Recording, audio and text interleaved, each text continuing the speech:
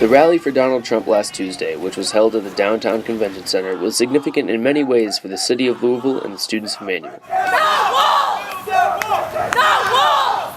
You know what's going to happen to your support? It's going to dwindle like the economy when you fucking vote Trump! Walking through the line, rally participants saw demonstrations as well as merchandise vendors, unbiased observers as well as outright supporters, but the most significant event took place inside the center.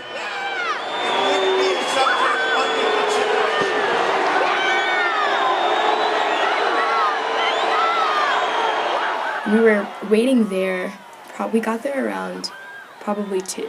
So we were there for like 2 hours.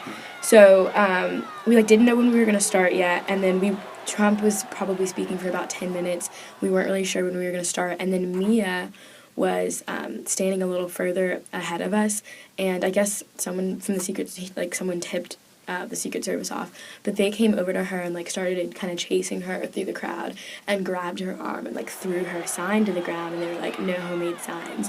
And Mia was like, they have homemade signs, and they were like, you need to leave. And that's when we decided to start.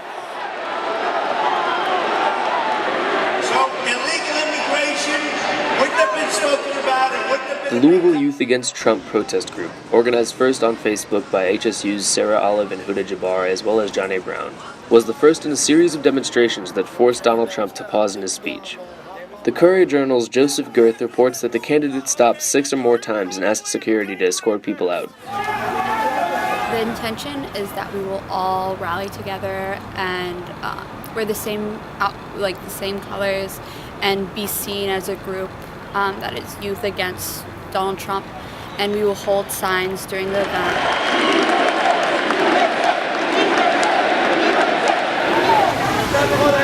Yeah, I think that, especially since it's on Super Tuesday, I think that since he's focusing on Kentucky, which is a state who's having its caucus on Saturday, I think that he's pretty confident, with his leads in the states, whether that be good or bad.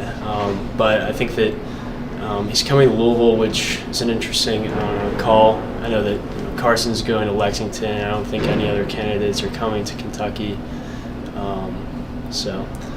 I don't really know his strategy there, but maybe to swing some moderate voters.